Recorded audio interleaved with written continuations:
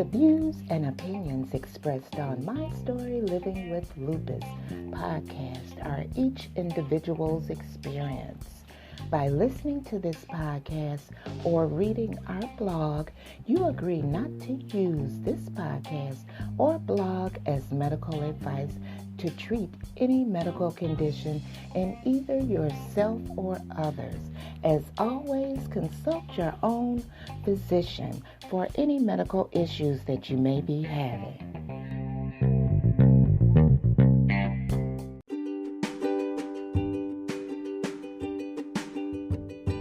Thank you for joining me for another episode of My Story Living with Lupus. I'm your host, Susan Hendricks, and I'm so glad that you could join me on this inspirational and motivational Tuesday with Pastor Raymond Collins from Houston, Texas. So you know what to do. That's right. Get ready for a word that will help you through your week. So join me right here on My Story Living with Lupus.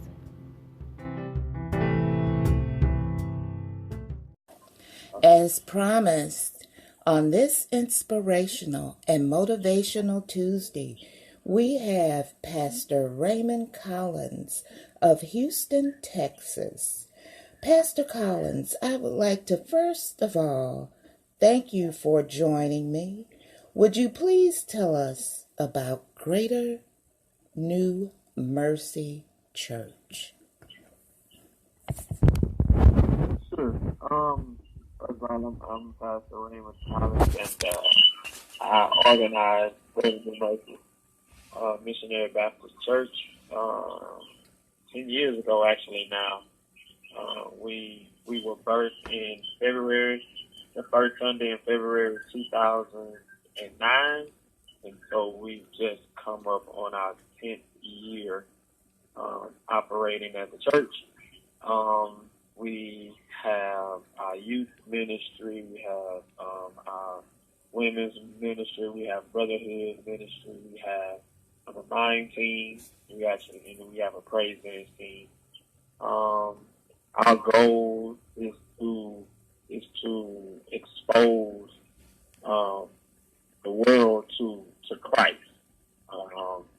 We know that salvation comes by way of Jesus Christ, and that's our goal. Is not to promote ourselves; it's really to promote Him and let our light shine, so that others can see that God is still working and performing miracles and still blessing humanity, even in times like these. And so we are a growing church, and we are a church that loves people, and we love God.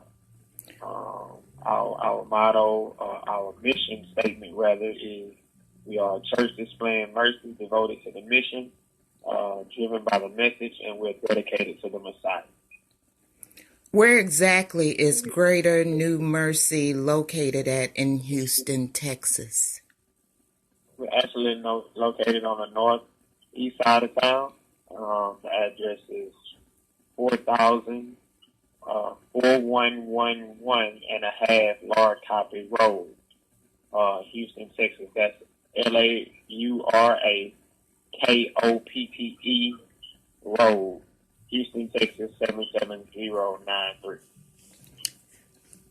Pastor Collins, how did you get into the ministry? How did you know you were called to preach the word of God? Cliche as it sounds, actually, I had an encounter with God at a young age, actually around about 9, actually. I having dreams of me and God on the mountain, and God would tell me to go, and I would be on the mountain with Him, and He would tell me to go, and He would just go, and I didn't understand that then. Um, I used to get Bibles and read Bibles all the time, and then I would ask my mom questions, but of course it would scare her at a young age, the questions I would ask, and so she actually took my Bible from me because she said I was scaring her. But long story short, the Lord called me. This is my 15th year of ministry, and I was just weighed down 15 years ago, actually. August the 28th, I was actually just weighed down. And I remember coming out of my job, and I was on my way to get something to eat. And I was at the end of the street, and a homeless lady was at the other end of the street, and she saw me walking towards her, and she stepped back on the curb and waited for me. And when I got to her, she started to walk across the street with me, and then she just looked at me. She didn't ask me my name. She didn't ask me for no money or anything. She just asked me why. She said, "Why are you running?" And she said, "What are you afraid of?" And I just was stoic in the face, and I said, "What are you talking about?" And she said, "Why are you running? What are you afraid of? Why are you so afraid of doing what God is asking or calling you to do?" And I just froze, and I tears in my eyes.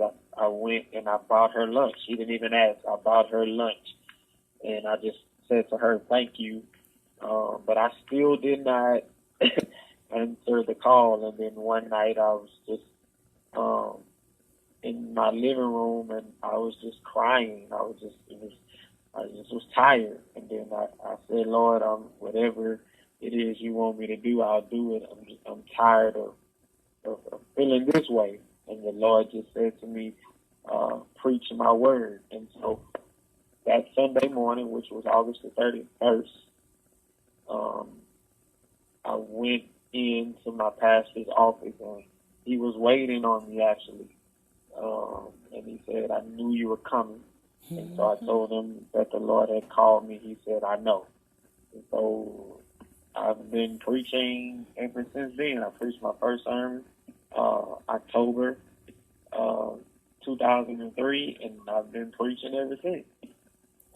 Now,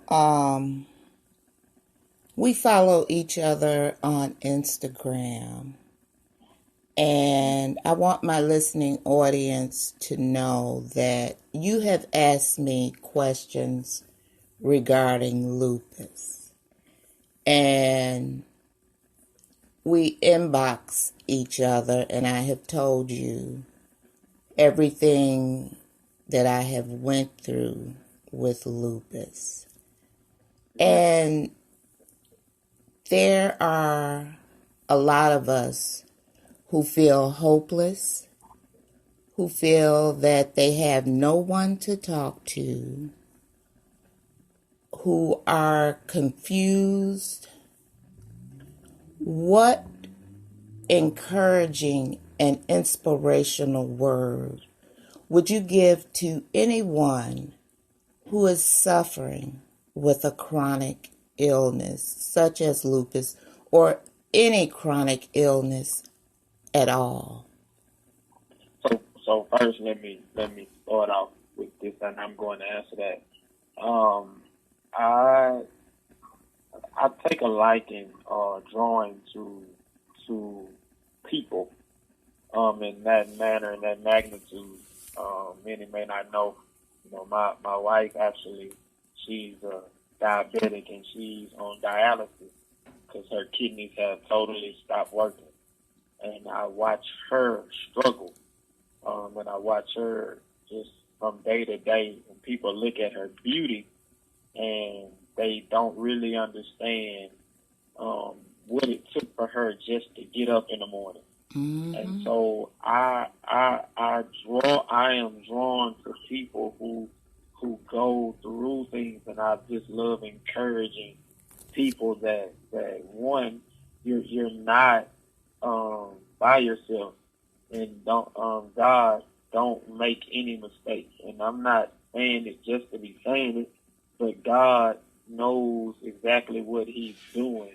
And a lot of people, a lot of times, even in ministry, even encouraging words, we don't really talk about suffering, and we don't talk about the beauty in suffering. We don't talk about God's sustaining power in suffering. We don't talk about God's provision in suffering.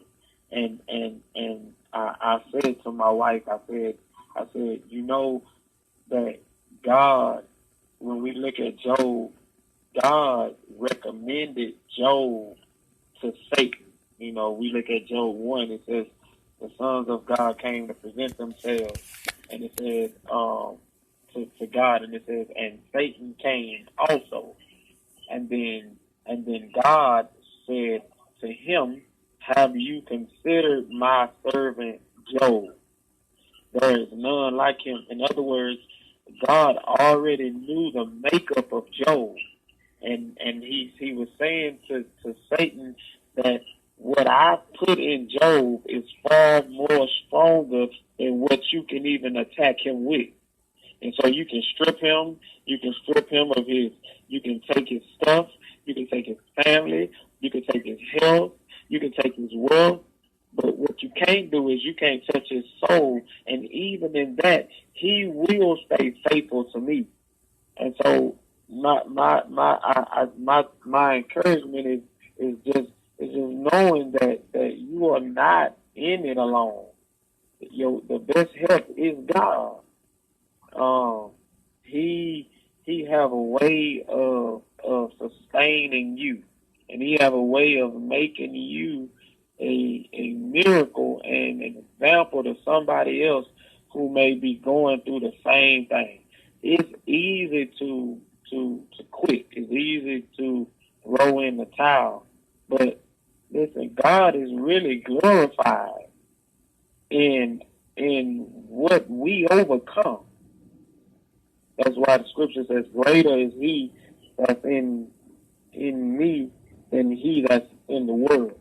And so that's why I say it's a beauty in what we go through. That is so true. That is so true. And you know, you brought up Job. And I've been studying Job in the Bible. And I look at what I'm going through like this. Is what I told my doctor the other day. I told him that we're at a table and I have the cards in my hand that God has dealt me. I said I could do one or two things. I can play my hand with all of you, or I can throw my hand in. And it's one thing that I will not do is throw my hand in. So you can come at me with whatever you want, whatever the test results say, you still are not going to shake me to the point that I'm going to give up, because you did not create this body. God created me. He was my original physician. So whatever you come at me with, I do not worry about, because I know that the God I serve sits high and looks low.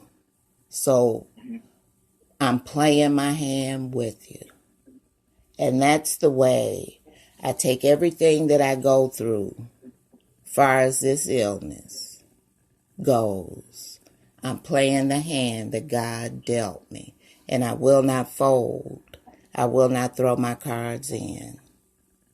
And that's actually a great approach, because the devil always wants us to throw in the towel and give up, because the devil